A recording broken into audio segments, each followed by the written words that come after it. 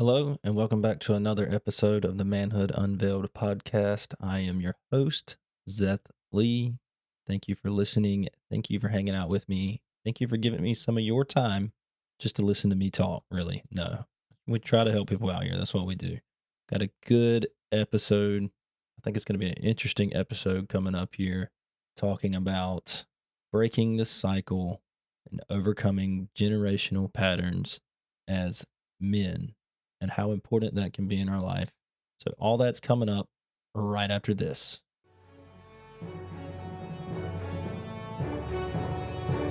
Get ready for an epic journey into the heart of manhood with Manhood Unveiled. Join Zeth Lee as he guides you through the gripping tales of fatherhood, the resilient bonds of marriage, the roads of vulnerability, and overcoming temptation. Brace yourself for an odyssey of growth, connection, unwavering spirit, and faith.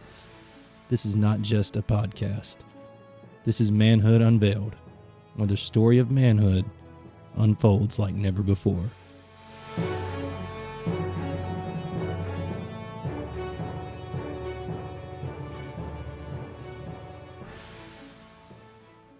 All right, once again, thank you for hanging out with me. I'm going to get my notes pulled up here.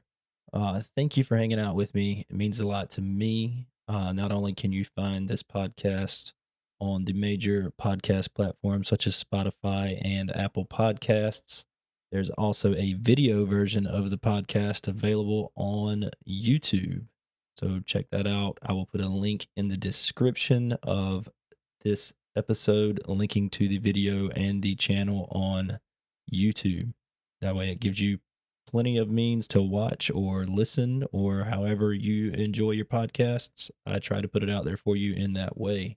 So let's just go ahead and get right on into the meat and potatoes here, right? And we're going to talk about something that is huge. My wife talks about it with me all the time in reference to raising our 3.5-year-old daughter and breaking generational curses, breaking the cycle. And while we might, if you have your own kids, or if you're on your way to becoming a parent, while we might realize that there are some ways that we were raised or some things that our parents did that maybe we don't want to do. We don't want to exhibit that behavior on our children or that pattern. And if there are things that you realize good for you, we have our own. I think every parent does, and that's not saying that our parents did anything bad. I firmly believe that most parents don't want to do things that will cause their children harm, whether it be physically or emotionally. But you know, becoming a parent doesn't come with an instruction manual, and really, no, neither does breaking generational curses. But the only way that we can do that is to understand generational patterns, what they are, and how they can influence our behaviors, our beliefs, and how big of an impact they can have on our relationships as well. So what is a generational pattern? I've got it right here in my notes. And this is just I typed this into Google just to try to get the most basic definition of a generational pattern. So it says it right here, generational patterns are personality traits or patterns that are passed down from parent to child. And we don't realize it, but we do. We're at a young age, we are sponges, right? And we just soak up anything and everything that we see. And it doesn't matter if it's good or if it's bad, we still hold on to those things. And then as children, I know like with my daughter, sometimes she does things just to try to get a reaction. And it doesn't matter if it's a good thing or a bad thing. She just likes that she's getting the attention. And so that's stuff that we instill in ourselves and that our parents instill in us at a very young age. And they can be things such as emotional repression, uh, vulnerability, avoidance, and unhealthy communication styles. And that's just the tip of the iceberg. And that's just some stuff that I've written down in my notes right here. I feel like those are some really big ones as men that we really deal with a lot. I know I'm guilty of all three of those. I'm also guilty of selfishness, greed, um, lack of empathy, anger. I got a lot. My list of character defects goes a long, long way. And this tip of the iceberg right here for the emotional repression. I cannot tell you how many times, and it's hard. But I cannot tell you how many times you feel something and it doesn't feel good, and instead of trying to figure out why you feel that way, you're just like, it'll be okay. I'm gonna just push this. I'm gonna just take this right here, and I'm gonna just push it down here, and I'm not gonna think about it, and it's gonna go away. Well, that feeling and that emotion didn't go away. You just stuffed it, and it'll make its way back up. Vulnerability avoidance. We're big, strong men, right? Why do we need to be vulnerable? Who do we want to see us be vulnerable? We have to portray that image, that big, strong man. I'm a manly man. Nothing bothers me. I'm okay even when we're not. And we will avoid that vulnerability to avoid looking weak at all costs. And then unhealthy communication styles, I mean, that's just plain and simple, right? I mean, like I have the tendency that when my wife talks to me about something that I've done that maybe has bothered her or upset her, sometimes I automatically go into a defensive state. I shut down. I feel like I'm being attacked. And instead of listening to her and communicating with her, I'm completely turned off to the communication, to the conversation, sorry, and feel like I'm being attacked and I have to defend myself. And that's not the case. And that's just another unhealthy communication style. And I don't know if you've ever heard this, and it's funny. They say effective communication, and I think we could all apply this to our lives, is the sender sends a message, you as the receiver listen to the message, and then just to make sure you have the message correct, you repeat the message back. And then the sender listens to you repeat the message back and they say, yes, that's correct, or no, that's not. Now, I'm not saying that when you're having a conversation with somebody and they're like, hey, how was your day today? And you're like, oh, how was my day? "Y- yeah, that's what I said. No, we don't necessarily need to put that aspect of it and be so realistic with it all the time, but you have to actively listen, even when we don't want to, right? We have to actively listen and understand, try to understand the intent of whatever message we are getting. And that can be really hard to do. Where I mean, we're kind of like reading in between the lines a little bit, which is a little was very difficult. But it's I'm trying to think about how to say this without putting my foot in my mouth. But like, no, we can't read people's minds, but I think if we open ourselves up to a conversation to begin with, and we don't automatically close ourselves down to it, then the communication goes a lot better.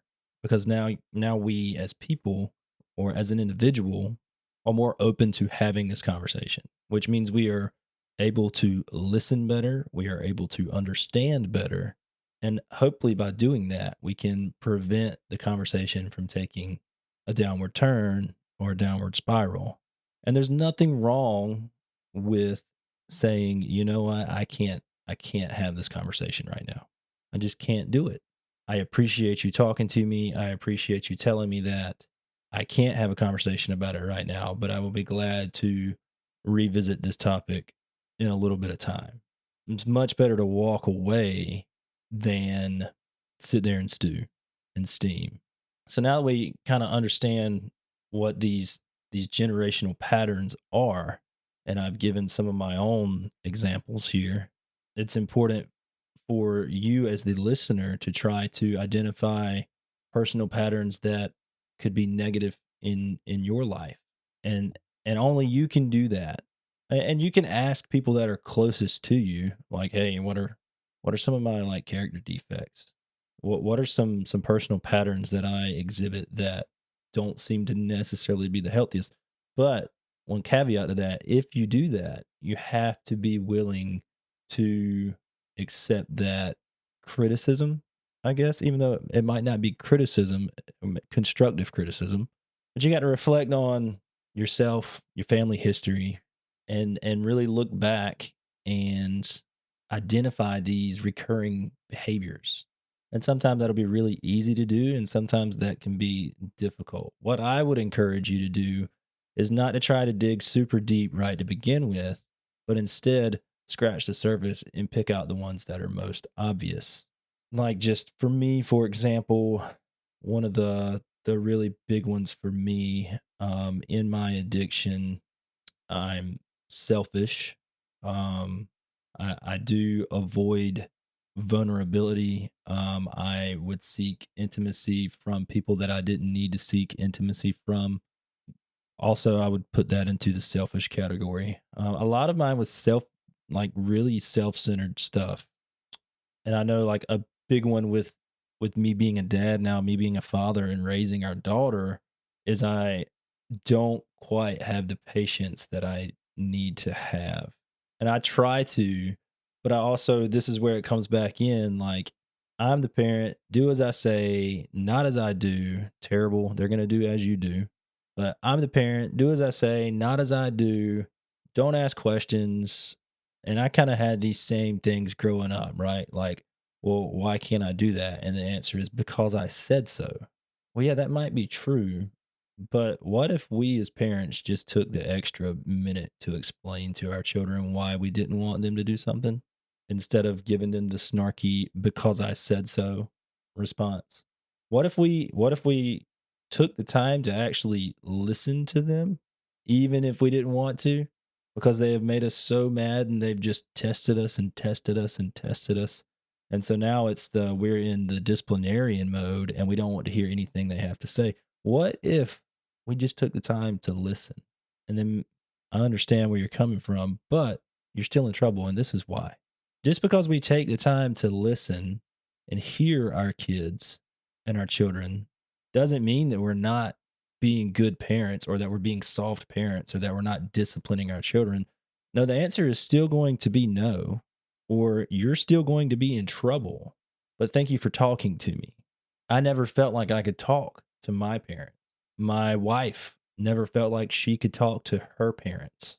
How do you think our communication has been? It's better now than it's ever been. But how do you think our communication has been? And not just with each other, but with other people. And that's something we don't want for our daughter. We want our daughter to always feel like she can come talk to us no matter what the outcome will be. We want her to feel comfortable coming to us and talking to us. And I kind of just rolled right into my next segment here and didn't even mean to. And it was the impact of these generational patterns on fatherhood and relationship and discussing the importance of breaking these negative cycles to create healthier family dynamics. I just hit on this. I didn't even mean to roll into it, and I did.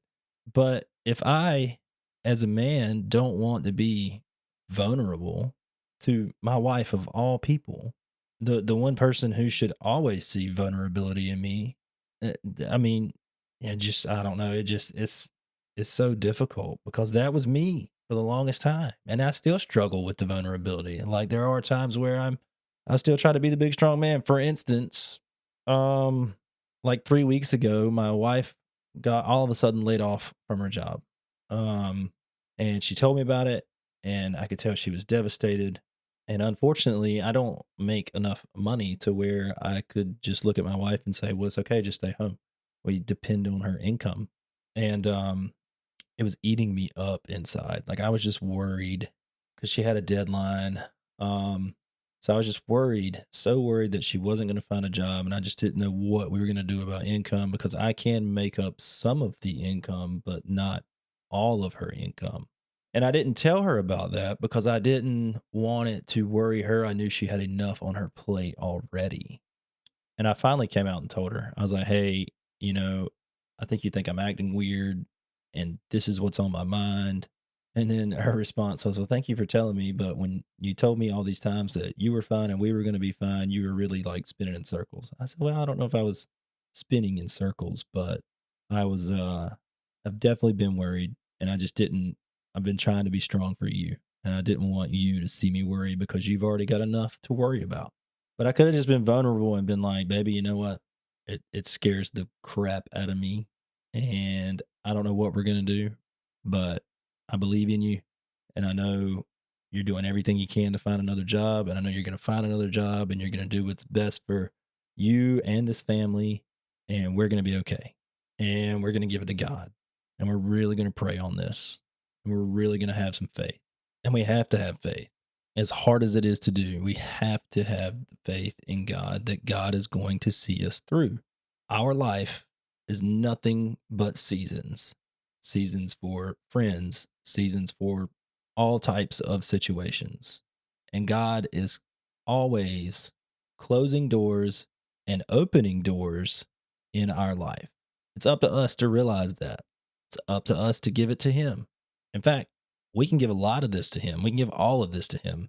These generational patterns, which end up being our defects of character, we can realize what they are and wholeheartedly be ready to give our lives and our will over to the care of God. Be ready to give God these defects of character and then pray on it, and give them to God. Because I can promise you, if you pray on these things, pray on having God remove these defects of character from you, it just makes you more conscious of them. And God will take them from you.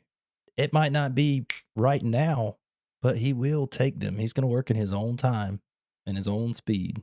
And our timing and God's timing are two completely different things, but it does work. There's that step right there is in almost every single 12-step program, and it's there for a reason. And we're talking about the faith here, having faith in God and how big of a foundation that is. And it's just a pivotal role. Faith is such a pivotal role in breaking these patterns. I mean, look at, for example, I've been reading the book of Acts, and these disciples go out and they are preaching the word of God, spreading word about Jesus, and they're performing miracles, but they're also getting kickback along the way. They are getting pushback. Not everybody just received them with open arms, but they had faith that as long as they as long as they went out and did what God asked them to do, that they would be taken care of. I do believe that it says in the Bible that Jesus told them to not take anything extra, no food, no extra clothes, nothing like that. Just take what was on their backs and go, and that they would be taken care of. And they have to have faith that that was going to happen. They had to have faith that God was going to take care of them. And they had to have faith that no matter what, and this takes a big man to do, but no matter what other people said to them, and no matter how much people disagreed with them, they went against the status quo. They spread the word of God. They had faith in their God and that they were doing God's work and everything was going to be okay, regardless of what other people said to them or did. And that's just a small example. There's I feel like there's like an example on every page in the New Testament of how being and in the Old Testament of how being faithful is just such a pivotal role. Just having faith, and it's hard to do. Having faith can be really hard to do sometimes, especially when you're down on yourself. You feel like you're down on your luck, and you just don't know what you're going to do. The easiest thing should be to have faith, but it's not, because we're we're putting our belief in something that we can't touch or see or feel or even really sit down and talk to. But I can tell you, I mean, my faith is not as strong as it should be, but I do know that my God only has my best interest at heart, and He wants what is best for me. And I have to give, it's not my will for my life, it's God's will for my life. And I have to give up that power and that wanting to be in control, because I'm not in control at all. And now maybe you think that starting this process of of looking at these generational patterns could be difficult. And it is difficult because it really requires you to examine yourself. And and some people just like I kind of start shutting down when I really start examining myself because it's not comfortable. Well, it's okay to be uncomfortable, believe it or not. It's perfectly okay to be uncomfortable. It's okay to feel anger. It's okay to feel sadness. It's okay to feel these emotions. And just because you feel them doesn't mean you have to do anything about them. It's okay to sit with them. Sit with these emotions. Why am I feeling this way? What does this mean for me? But we don't have to try to self-soothe. So, but some strategies for you if you feel like this could be too difficult, seek counseling, seek a therapist, find a really good mentor, man in your church, your pastor. Mentors are important. Just like we are mentors to our children, they pick up on these things that we do, even the smallest things. And it's never too late to start paving another road. Find you a good mentor, someone that you can really look up to and befriend that person. Look up to that person. But there's also nothing wrong with therapy. There's nothing wrong with counseling. Journaling could be another strong method. Journaling's not for me. I don't like to journal. I know guys that love it. They journal about situations in their day. They journal about their day. They go back, they look at their journal entries. They see what could I have done different? Could I have done something different? Did I overreact here? But what I want you to do and what really needs to be the base for this personal change, especially if you have children, is what kind of legacy do you want to leave for your child? What kind of legacy do you want to leave for your children? Because ultimately that's what we're doing. We don't just improve for ourselves, we improve for everybody around us. And we don't want our children to have these negative impacts that cause them harm later down the road. But it's up to us to realize what we are putting into them. But I think too, like one of the biggest things that I rely upon now is family and that strong, safe family culture is also very important. But that strong, safe family culture is without that, me, I have nothing, right? Sorry for the quick edit there. My wife just got home from a job interview. I went to check on her. Told her that as soon as I got done recording this, we'd talk all about it. So back to where I was at. That safety family culture. Without to me, without that, I have nothing. I want to feel safe with my family. I want my family to feel safe with me.